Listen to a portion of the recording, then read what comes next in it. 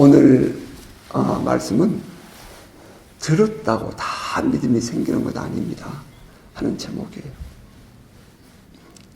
오늘 우리가 함께 읽은 이 본문은 앞부분과 뒷부분이 좀 다른 것처럼 구분되는 듯 싶지만 결국은 하나거든요. 그런데 그 내용 속에 이제 우리가 몇 가지 좀 듣고 싶고 회복하고 싶은 신앙이 있어서 이분은 오늘은 그런 관점에서 말씀을 함께 나누고 보고 싶어요. 13절은 누구든지 주의 이름을 부르는 자는 구원을 받으리라 그랬습니다. 누구든지 주의 이름을 부르는 자는 구원을 받으리라. 우리 이 말 너무나도 많이 알고 있죠. 근데 이 말씀은 요엘서 2장의 말씀을 인용한 것이거든요. 마지막 날에 이루어질 징조를 예언하던 요엘은 이렇게 말합니다.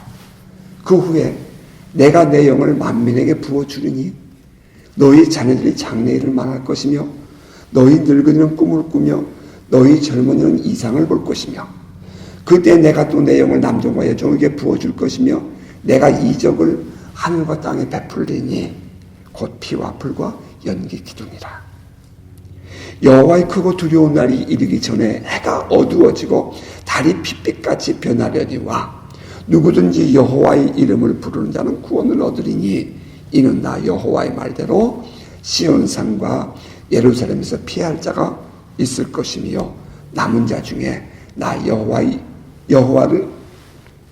이름을 부름을 받는 자가 있을 것임이니라. 이렇게 말해요.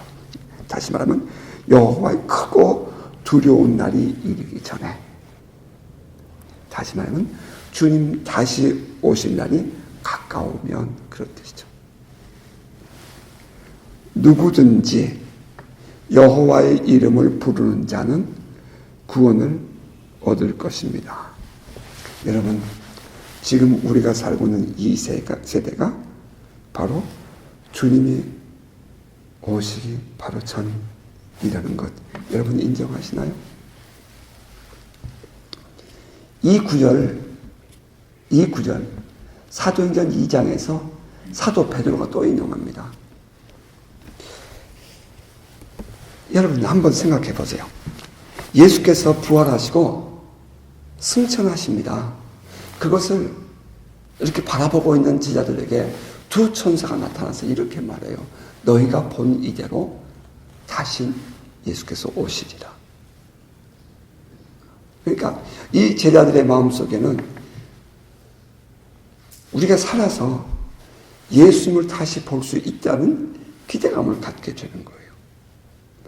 그리고 불과 며칠 후에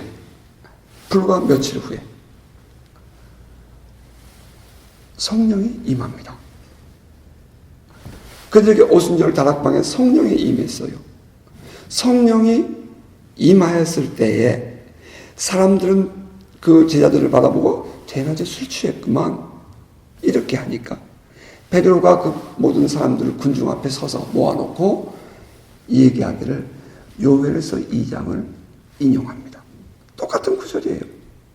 마지막 날에 하나님께서 내 남종과 여종에게 성령을 물부터 부어주겠다고 약속하지 않았느냐. 그런데 그 약속이 이루어진 것이다 라고 했다는 거예요. 자, 그러면 그때 이 베드로를 비롯한 사도들의 마음속에 성령이 임했어요. 그러면 성령이 임한 그들의 마음속에는 무엇이 기대가 될까요? 마지막 날이구나 하는 거예요. 주님 곧 오실 거야 하는 기대감이 생긴다는 겁니다. 그래서 초대교회는 그 베드로를 비롯한 많은 이 초대교회의 사도들과 또 다른 예수 믿는 사람들은 주님이 곧 오실 것을 기다려요. 누구든지 주의 이름을 부르는 자는 구원을 얻으리라. 그 말 속에는 그 뒤에 속에 들어있는 의미다. 누구든지 주의 이름을 부르는 자는 구원을 얻으리라. 그 말은 다급하다는 겁니다. 주님 오실 날이 멀지 않았다는 거예요. 여러분, 주님 다시 오실 것을 믿습니까? Jesus is coming soon. Will be coming soon. 주님은 곧 오실 거예요. 그 주님 재림 신앙이 초대교회의 성도들에게 막 사로잡혀 있었다는 것입니다. 누구든지 주의 이름을 부르는 자는 구원을 얻으리라. 그 누구든지라는 그 단어가 가지고 있는 의미는 바로 그 앞절에 있는 유대인이나 헬라인이나 차별이 없다 하는 의미도 있겠지만, 또 한편 더 중요한 것은 주님 오시는 그 구원의 날이 매우 다가왔다 하는 그런 의미가 그 속에 들어있는 거예요. 따라서 유대인들에게 복음을, 예수 그리스도를 만나고 성령의 기름 부심을 받아 거듭나 새로워진 사람들에게 있어서는 지금 우리가 복음을 전하는 것이 얼마나 다급한 일이고 얼마나 중요한 것인가에 대해서 그들은 온통 마음을 빼앗겨 있었다는 것입니다.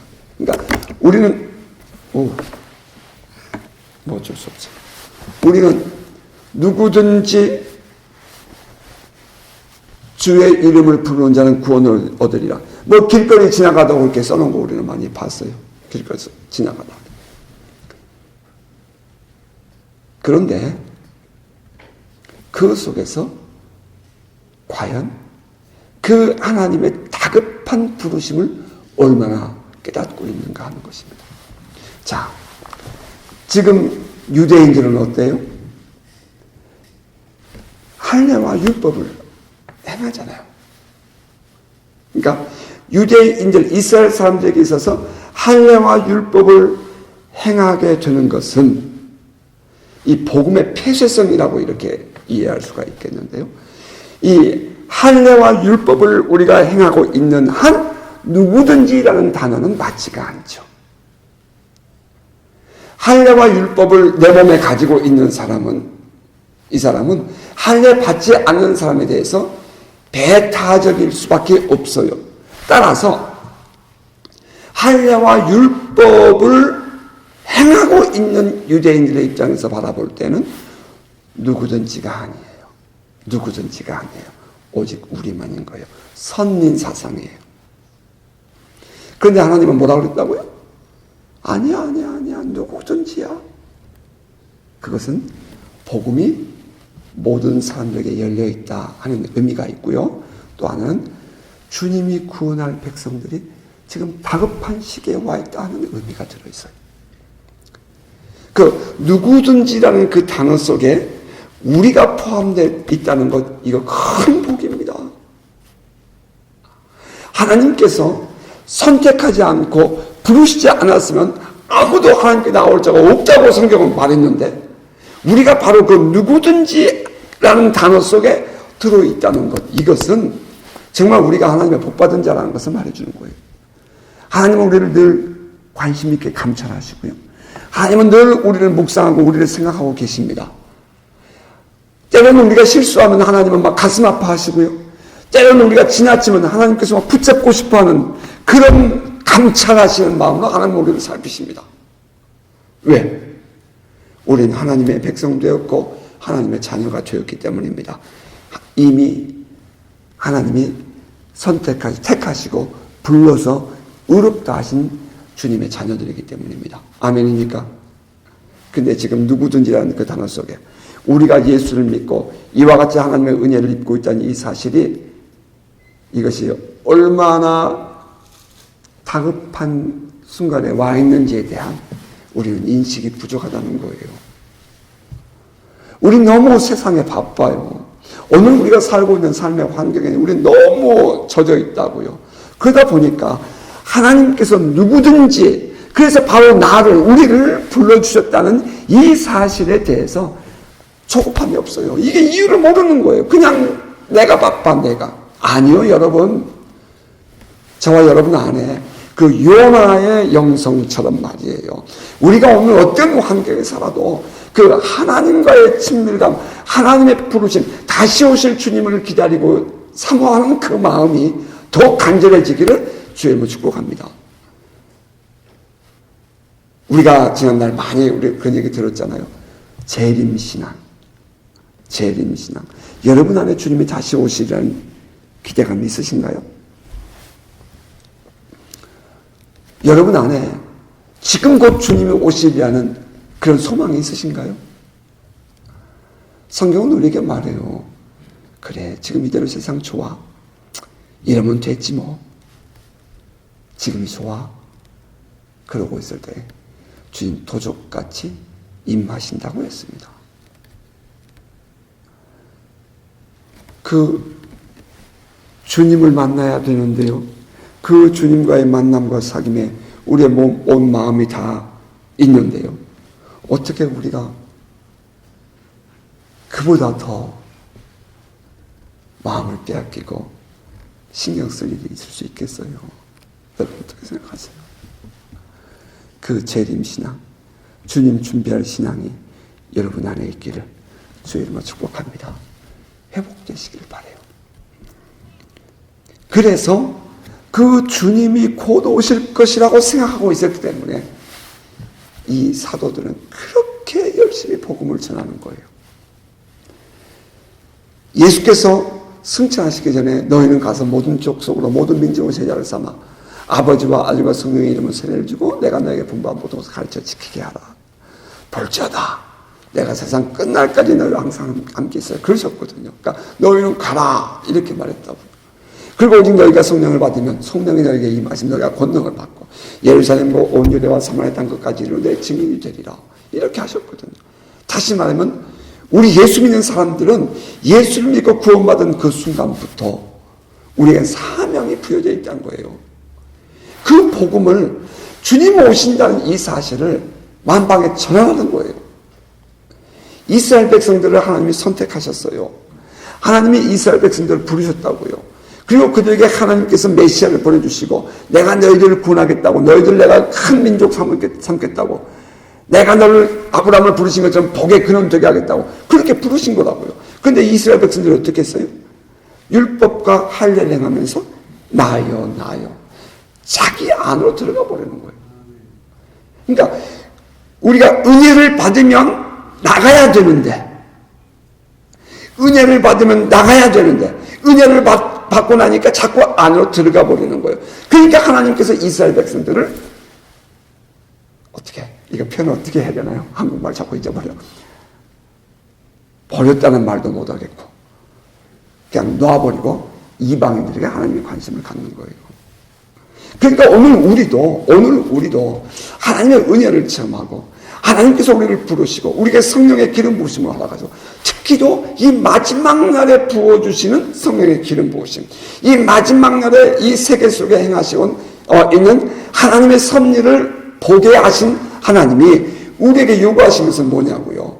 내가 은혜 받아서 할렐루야, 내가 병 고쳐서 할렐루야, 그것이 아니라 바로 우리로 하여금 그 하나님 나라를 더 증거해서 또 다른 영혼들이 하나님을 섬기고 하나님을 찬양하고 하나님께 예배하는 그 백성들 되게 하시기를 원하신다는 거죠. 그러한 의미에서 주님이 오실 날을 기다리고 있는 우리는 보냄을 받은 자고 전해야 할 자라는 것입니다. 누구든지 주의 이름을 부르는 자는 구원을 얻으리라. 그리고 와서 사도는 이렇게 말하는 거죠. 그런즉 그들이 믿지 아니하는 일을 어찌 들으리요? 듣지도 못한 일을 어찌 믿으리요? 전파하는 자가 없이 어찌 들으리요? 보내심을 받지 아니했으면 어찌 전파하리요? 기록된 바 아름답다 좋은 소식을 전하는 자들의 발이여 함과 같으니라. 그 주님 오실 그것이 너무 다급하니까 한 명이라도 더 복음을 전해야 되겠고 한 박 걸고라도 더 빨리 더 멀리 가서 복음을 전해야 되기 때문에 지금 사도들이 막 열심을 다하고 있는데 그래서 이제 거꾸로 방향을 바꿔서 유대인들에게도 이 복음을 전파하고 있고 이 복음이 전해지고 있다 하는 얘기를 지금 얘기하고 있는 거죠.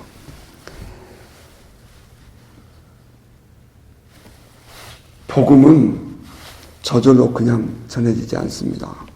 여러분 잘 기억하시기 바랍니다. 복음은 사람을 통해서 전해집니다. 지금 그 14절, 15절에서 사도 바울이 말하고 싶은 거예요. 복음은 저절로 전해지지 않아요. 복음은 사람을 통해서 전해집니다. 누군가를 통해서 전달되지 않으면 이 복음은 넘어가지 않습니다. 전달되지 않습니다.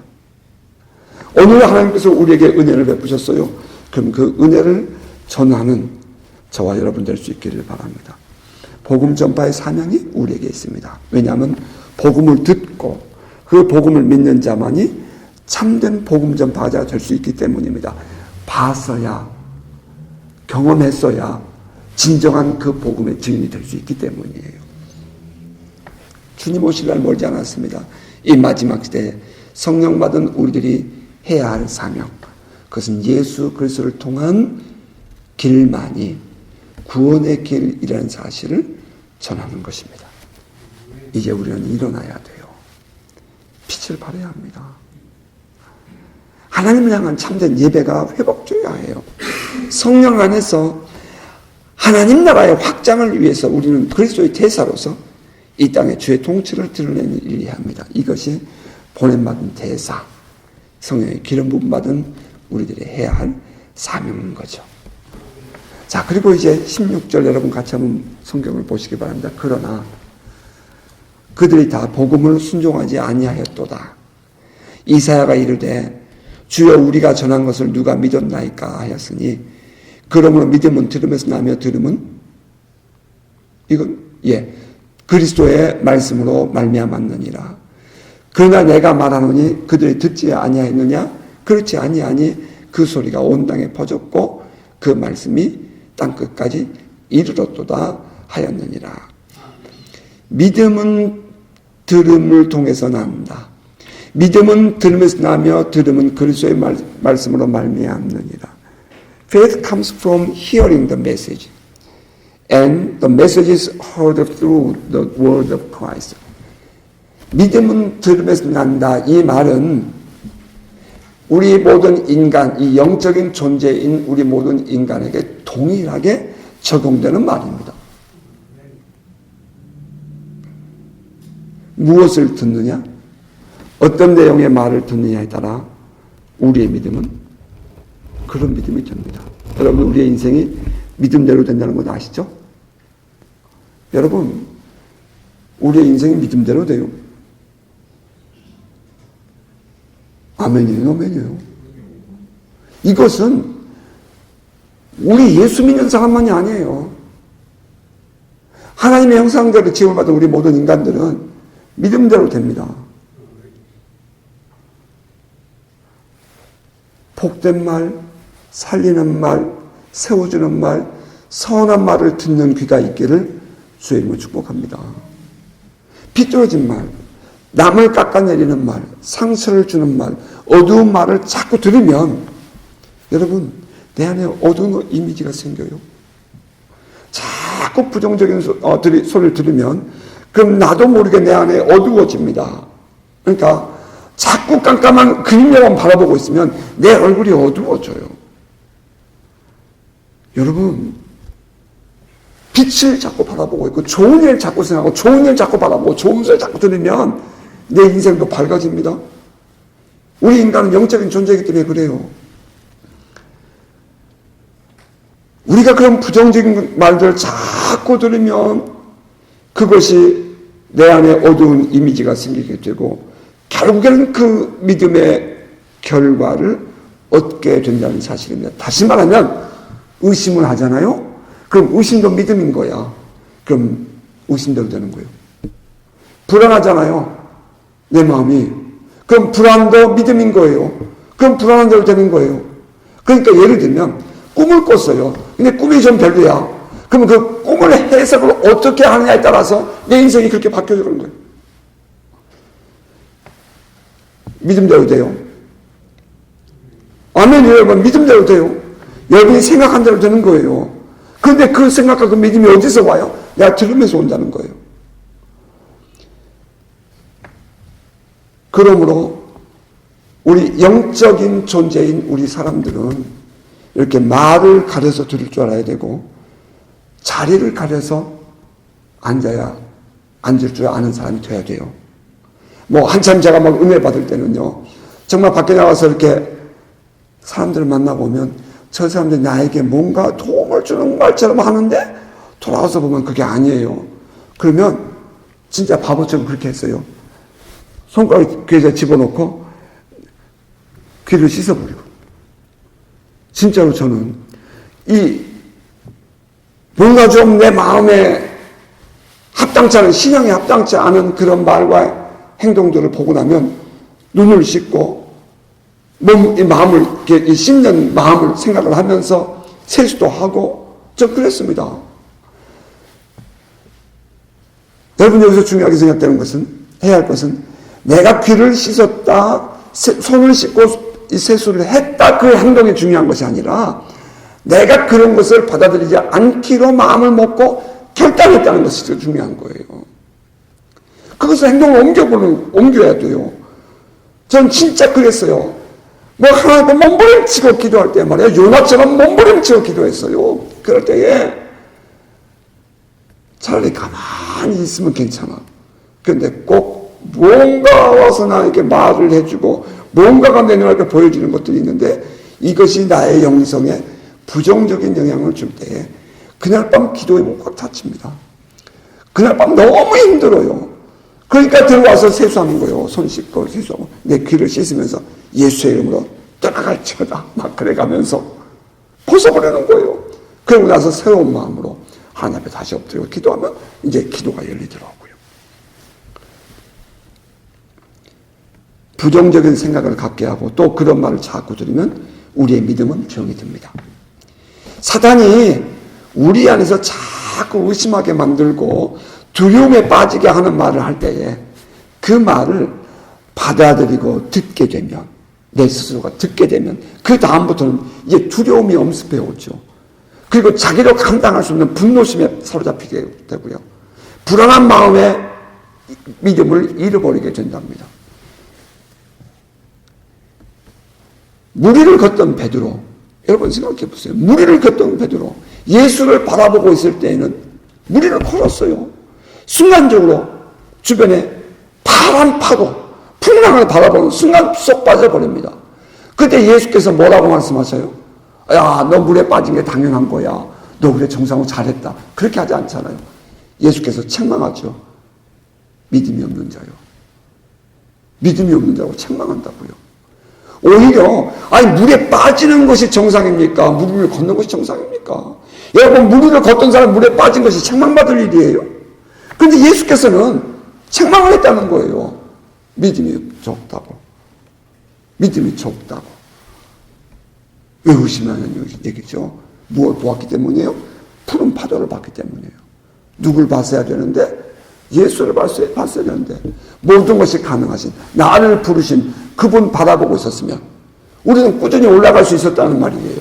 근데 우리가 주변을 바라보는 순간 우리는 믿음이 약해지게 되고 부정적인 생각에 사로잡혀서 우리도 모르는 사이에 우리는 물에 빠져버린 상태에 있지 않냔 말이에요. 여러분 안에 그 주님과의 만남과 사귐, 그 영성이 회복되기를 주의 이름으로 축복합니다. 그 사단이 우리 안에서 들어가잖아요. 의심을 갖게 해요. 그러니까 우리를 자꾸 불안하게 해요. 그런데 그것을 우리가 바르게 분별하고 그때에 하나님의 약속의 말씀을 붙잡고 그 약속을 선택하고 말이에요.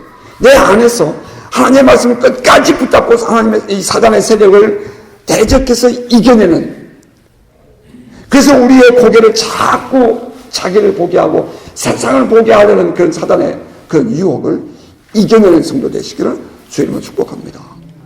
우리의 생각이 주님께 있어야 돼요. 우리의 신앙생활을 하면서 우리가 살고 있는 이 세계는 영적 싸움이 이루어지고 있는 거거든요. 제가 지난주에 말씀을 드렸나요? 한 예배 그 영상을 보다가 갑자기 탁 열렸는데 하늘의 영적 싸움이 보이더라고요. 오늘 여러분 우리가 살고 있는 이 세상은 이렇게 살고 있지만 이 영계에서는, 영적 세계에서는 우리가 믿음의 생활을 발휘하지 못하도록, 우리가 하나님만 의지하고 살지 못하도록, 우리가 하나님과 더 친밀감의 사랑에 포로되어 살지 못하도록 이 영적 세계에서 계속해서 영적 전투가 벌어지고 있다는 거예요. 여러분, 믿음의 결단을 하고 믿음으로 선택을 하고 믿음으로 여러분이 바라볼 것을 바라보고 살아가는 여러분 되시기를 주님으로 축복합니다. 어떤 말을 듣느냐에 따라 그것이 우리의 믿음 된다는 사실 우리 기억하십시다. 하나님만 바라보게 하는 말, 하나님을 신뢰하고 의지하게 하는 말, 하나님의 사랑을 깨닫게 하는 말, 우리 그런 말 서로 해주고 서로 듣고 그렇게 살아가시길 바랍니다. 그 말이 우리 안에 믿음 되기 때문입니다. 이것은 우리가 사는 날 동안 경험하고 누리는 영적 원리예요. 이것은 예수 믿는 사람이나 믿지 않는 사람 다 마찬가지예요. 그러니까 긍정적인 사고, 그것은 신앙이 아니야라고 막 그렇게 말하는 사람도 있어요. 그것도 신앙인지 아닌지 그것 기독교 신앙인지 아닌지 그것은 지금 말하고 싶지 않아요. 적극적인 사고, 이것이 기독교 신앙이 아니냐 그렇게 그런 논쟁 안 하고 싶어요. 모든 인간은 적극적인 사고를 하면 그 적극적인 모든 인간이 예수 믿는 사람만이 아니에요. 사고를 하면 할 수 있다 그러면 됩니다. 할 수 없어 그럼 주눅이 드는 거예요. 긍정적인 사고, 그래 이것도 하나님이 하신다면 하나님이 나 도와주실 거야. 하나님이 나를 기가 막힌 수렁에서 건져주실 거야. 그 긍정적인 사고, 그래 지금은 이렇게 내가 어려운 일을 만나도 하나님께서 합력을 내주실 거야 하는 그 긍정적인 생각을 갖게 되면 하나님도 그렇게 하는 거예요. 믿음대로. 불안해 이거 어떡하지? 부정적인 사고 자꾸 빠지면 안 되는 거죠. 사단은, 귀신은 말이에요, 자꾸 뒤를 돌아보게 해. 사단은 자꾸 이러하여금 과거 지향적인 사고에 살게 해. 그래서 옛날 생각, 좋은 거 생각하는 것도 아니야. 맨날 옛날에 섭섭했던 거, 마음에 상처 입었던 거, 옛날에 그때 그 사람 그 일 자꾸 그거 바라보세요. 지금 그 사람과 상관도 없는데도 말이에요. 자꾸 옛날 생각 자꾸 하게 해서 나로 하여금 하나님이 만드신 창조의 세계, 하나님이 만드신 이 아름답고 빛난 그 세계를 바라보지 못하게 하는 거예요. 그래서 자꾸 사단은 뒤를 보게 해. 그래서 우리는 이렇게 말하죠. 사단은 과거 지향적이라고. 그래 주님은 어때요? 미래 지향적이에요. 우리는 죄에서 구원하신 분이에요. 불구덩이에서 우리를 건져내신 분이라고요. 따라서 하나님은 우리에게 계속 앞을 보고 가게 하는데 자꾸 뒤에서 잡아당기는 거예요. 그때 여러분 우리의 생각이 앞에 있어야 돼. 우리의 생각이 주님께 있어야 돼. 그래야 우리가 물에 빠지지 않아요. 그래야 우리가 바보처럼 뒤로 돌아가지 않아요. 여러분 우리의 믿음이 그 주님께 있기를 주의 이름으로 축복합니다. 믿음은 들음에서 나요. 믿음은 들음에서 나요. 사도는 이렇게 말했습니다. 믿음은 들음에서 나며 들음은 그리스도의 말씀으로 말미암았느니라. 우리가 구원을 받는 믿음은 그리스도의 말씀으로부터 나오는 그 메시지여야 한다는 거예요. 우리가 구원을 받는 믿음은 그리스도의 말씀으로부터 나오는 메시지여야 한다. 그리스도의 말씀, 하나님의 약속의 말씀을 우리를 구원에 이르게 합니다. 아멘입니까? 그런데 유대인들이 바울도 성경을 인용을 해서 말하고 있고 유대인들도 성경을 인용해서 말하고 있는데 바울은 믿음으로 구원을 받아 누구든지 주의 이름을 부르면 구원을 받아 이렇게 말하는데 이들은 똑같은 성경을 인용하면서도 이들은 아니야 하늘을 받아야 돼 율법대로 살아야 돼 이러고 있다는 얘기예요. 아니 똑같은 성경을 가지고 지금 설명하고 있는 건데 어떻게 이렇게 다를 수 있는가? 한쪽은 구원에 이르는 길을 말하고 있고 한쪽은 심판에 이르는 길을 말하고 있으니 이것이 도대체 뭐냔 말이에요.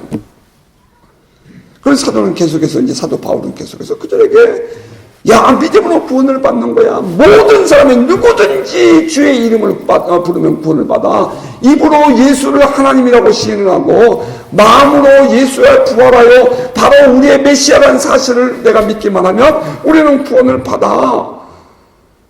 우리는 행함으로 구원받는 것 아니야. 우리의 믿음은 우리의 이 구원은 우리의 입에 있고 마음에 있어. 우리의 믿음으로 받는 거라고 그렇게 얘기를 하는 거죠.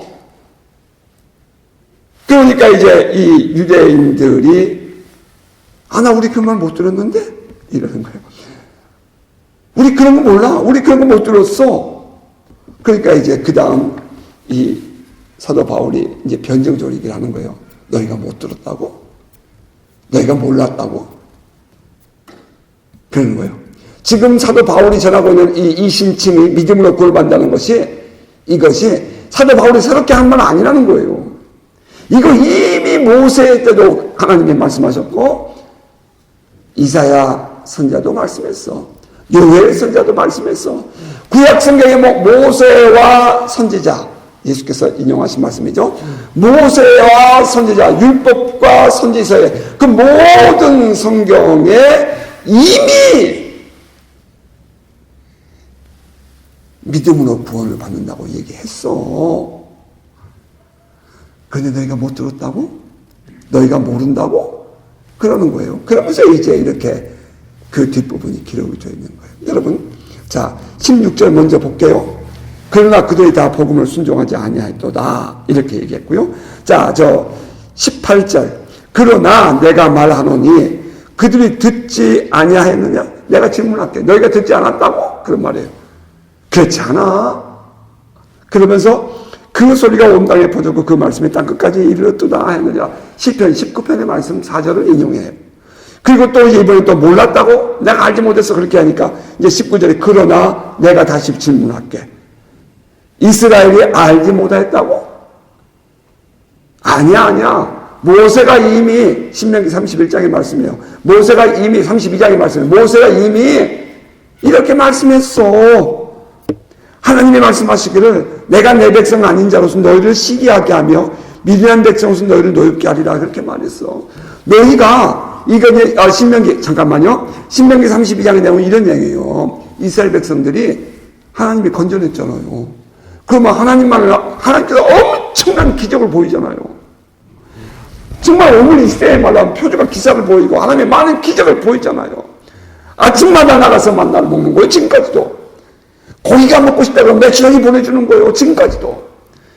여전히 하나님은 그들의 하나님이었고 하나님께서 그들을 앞서 행하시며 그들을 돌봐주셨다고요. 불기둥과 구름기둥으로. 광야지대니까 말이에요. 낮에는 구름이 없으면 더워서 일사병 걸리는 거예요. 밤이 되면 너무 추워요. 사막같이. 그러니까 하나님께서 이 온도를 불을 떼주는 거예요. 거기다가. 그래서 불기둥이 밤에는.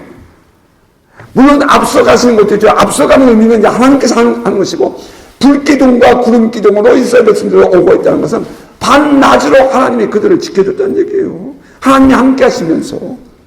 그러니까 하나님께서 그렇게 큰 은혜를 베풀어 주셨는데 그런데 생각해보면 여러분 하나님 은혜 아닙니까? 우리의 삶이 돌아보면. 그런데 이 이스라엘 백성들이 고작 한다는 게 하나님을 향하여 반항하는 거예요. 이방신을 섬긴다고요. 우상을 자꾸 만드는 거예요. 이 이스라엘 백성들이. 그러니까 하나님이 그러는 거예요. 화가 나가지고 내가 이제는 내가 너희들에게 내가 신경 안 쓸 거야. 내가 내 백성 아닌 자들을 내가 불러서 그들로 하여금 나를 예배하게 할 거야. 그들로 하여금 나를 만나서 내가 그들을 만나주고 내가 그들에게 찾아가지고 이렇게 하면 너희들 시기가 날 거야. 너희들이 이방신을 섬길 때 내 마음에 질투심이 생겼거든.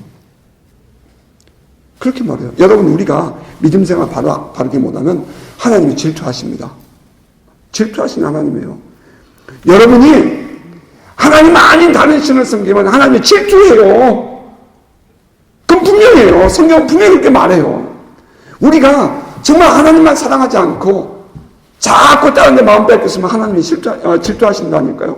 그리고 하나님이 지금까지 하나님이 다 도와줘서 여기까지 왔는데 하나님이 딴 사람 도와줘 버려. 그러면 이제 우리 마음에 어떤 마음이 생겨요? 시기심이 생기잖아요. 시기심이 생겨. 하나님이 그렇게 하신다는 거예요. 그렇게 해서 뭘 알게 하신다는 거예요? 우리에게 돌아오게 하신다는 거예요. 그러니까 유대인들이 하나님께 돌아오질 않아. 그러니까 하나님께서 자꾸 그들에게 이제 그 보는 앞에서 말해요. 유대인들이 볼 때는 이방인들이 하나님께 선택받은 백성이 아니잖아요. 별거 아니잖아요. 솔직한 얘기로. 별것 아닌 사람이야. 그런데 하나님께서 자꾸 그 사람들에게 관심을 가지고 자꾸 복을 주니까 유대인들이 생각할 때는 화가 나잖아요. 질투가 나잖아요. 시기가 나잖아요. 그래서 하나님께서 유대인에게 뭘 원하는 거예요? 그러니까 너 돌아와. 그런 말이거든. 근데 그것을 이미 기원전 1500년 이미 모세를 통해서 이렇게 말씀했잖아.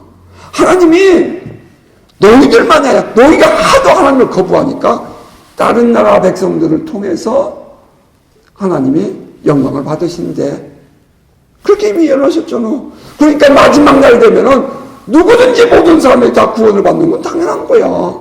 그런데 그것은 할례와 율법이 아니야. 믿음으로야. 지금 그 얘기하고 있는 거야. 너희가 못 들었다고? 하나님은 이미 온 세상에 이 하나님 말씀을 선포했어. 모두가 다 들었어. 어떻게 너희가 못 들어? 너희가 몰랐다고? 웃기지 마. 이미 하나님께서 모세의 글을 통해서 하나님이 얘기하셨고, 이사야 선지자를 통해서 하나님이 얘기하셨어. 여러분, 이제 우리가 우리는 이런 부분 놓치지 말고 지나갈 부분이 있네요.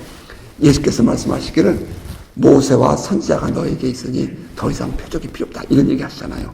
모세와 선지자. 지금 사도 바울이, 저는 참 사도 바울을 이렇게 묵상할수록 막 존경심이 생겨. 사도 바울이 지금 이걸 변증할 때는 누구를 인용을 해요? 모세와 이사야를 인용을 해요. 모세는 뭐예요? 율법을 대변하는, 토라를 대변하는 것이고요. 이사야는 누구예요? 대선지자, 선지자를 대변하잖아요. 그러니까 지금 사도 바울이 모세의 글과 선지자의 글을 이사야의 글을 인용했다는 것은 구약 전체를 인용하는 것이고, 율법과 선지서를 인용한 것을 대변하는 거예요. 그러니까 모든 그 성경이 그런 말이에요. 하나님께서 우리에게 계시해 준 가장 중요한 그 모든 언약서인 이 성경이 우리에게 이미 말했잖아. 그러면서 이제 이사야서 61장의 말씀을 또 인용을 해요. 이사야는 매우 담대하여 내가 나를 찾지 아니한 자들에게 찾은 바 되고 내게 묻지 않은 자들에게 나타나노라. 그렇게 말했다. 1절입니다. 61장 1절이에요. 이사야서. 그리고 이사야에 대하여 이르되 순종하지 아니하고 거슬러 말하는 백성에게 내가 종일 내 손을 벌려놓으라 하였느니라. 그러니까 이스라엘 백성들이 돌아오기를 거부하니까 하나님께서 계속 찾아서 불러주셨다. 그 말이에요. 자, 이제 말씀을 맺어볼게요. 믿음은 들음에서 나며 들음은 그리스도의 말씀으로 말미암습니다. 이것은 진리예요. 여러분이 무엇을 자꾸 보고 무엇을 자꾸 듣느냐에 따라서 여러분 인생 그렇게 갑니다. 그런데 특히 그리스도의 말씀, 하나님의 말씀, 하나님의 말씀, 이게 70년에 가면 하나님의 말씀이라고 돼 있어요. 이 그리스도의 말씀 혹은 하나님의 말씀, 거기 안에서 들려진 이 메시지를 들었다고 해서, 그렇게 해서 우리가 구원을 이루게 되는데, 그런데 그렇게 들었다고 해서 다 순종하는 것이 아니더라 하는 거예요. 이제 여러분, 우리 여기서 깜짝 놀라야 돼요. 우리는 지금까지 그냥 일반화해서 이렇게 말해서 믿음은 들으면서 나면 들으면 그리스도의 말씀으로 말미암았느니라. 그럼 우리가 하나님 말씀을 많이 읽고 많이 배우고 많이 이렇게 우리가 암송하고 그러면 우리의 믿음이 성장한다. 이렇게 표현하면 여러분 그냥 무시하지 마세요. 놀고 있네. 나 그러고 싶어. 아니요. 유대인만큼 성경 지식이 많은 사람이 어디 있어요? 유대인만큼 성경을 암송하는 사람이 어디 있어요? 테필린이라고 그래요. 유대인들에게 있어서는 15세 이하에 모세오경을 달달달달 외우지 않으면 성인식에 참석을 못해요. 유대인들은 그렇게 성경을 암송했어요. 자기의 생명보다 더 귀하게 여기는 게 하나님의 말씀이에요. 그런데 그들에게 성경 지식이 없어서 믿음이 없었나요? 아니에요. 그럴 수는 없어요. 성경 공부 많이 해서 제자 훈련했어요? 그래서 제자가 되나요? 죄송해요. 아니라고요. 신학을 열심히 공부해서 여러분 그래서 이 예배자가 되는 건가요? 죄송해요. 아니에요. 그럴 수는 없어요. 예나 지금이나 성령으로 거듭나지 않고는 구원을 못합니다. 성령으로 주의 말씀이 내게 들려졌을 때에 그 말씀이 내 안에 믿어지고 받아들여지고 순종되었을 때에 순종하지 아니하면 우리는 구원받지 못합니다. 들었다고요? 그렇죠. 봤다고요? 그렇죠. 그러나 그것을 내 마음에 화합지 못하면, 그것을 내 마음에 기쁨으로 순응하고 순종하지 아니하면 우리의 믿음은 성장하지 않습니다. 우리는 구원에 이르지 못해요. 그러면 자기도 모르는 사이에 종교적인 신앙생활을 하게 돼요. 종교적인 신앙생활이 뭐예요? 주일날 그냥 교회에 오는 거예요. 시간 됐으니까. 헌금 시간 되니까 헌금하는 거예요. 그냥 예배 시간에 앉아 있는 거예요. 그냥 예배, 이렇게 딱 이걸 떼어버리고 하는 거예요. 이게 종교생활 잘하는 거예요. 마치 절간에 가서, 사찰에 가서, 그들은 주일날, 일요일날 하잖아요. 주일날. 우리에겐 주일이면 그들은 주일이 아니니까. 하잖아요. 가서 설법을 듣고, 그리고 종교생활 잘한다고 생각하잖아요. 선행을 행하면서 종교생활 잘한다고 생각하잖아요. 아니요. 그럴 수는 없어요. 여러분, 이 종교적인 신앙생활에서 이제는 화들짝 깨어나야 돼요. 성령께서 내 안에서 말씀하시는 그 세미한 음성을 듣게 되기를 바랍니다.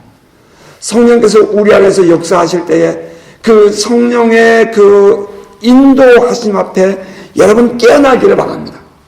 그래서 하나님께서 여러분을 통해서 이루고자 하신 일들, 하나님께서 오늘 이 시대에 이루고자 하신 그 하나님의 나라를 이루어 가실 수 있도록 주님께 철저하게 엎드리고 순종하며 겸손해지는 저와 여러분 될 수 있기를 바랍니다.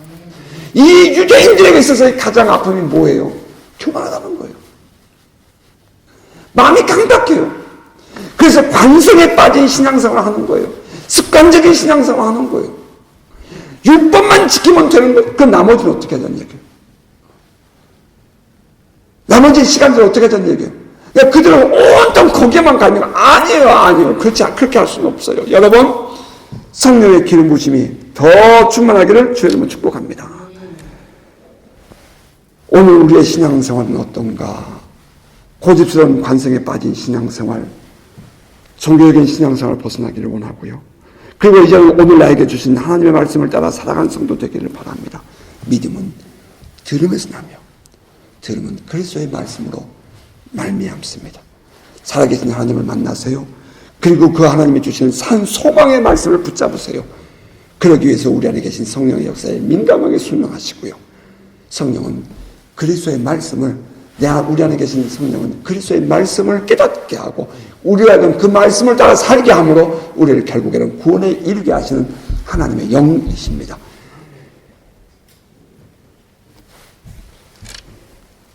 말씀을 맺어야 할 것 같아요. 에베소에 바울이 복음을 전하러 갔잖아요. 근데 바로 그 앞에 전도자 아볼로가 와 있었어요.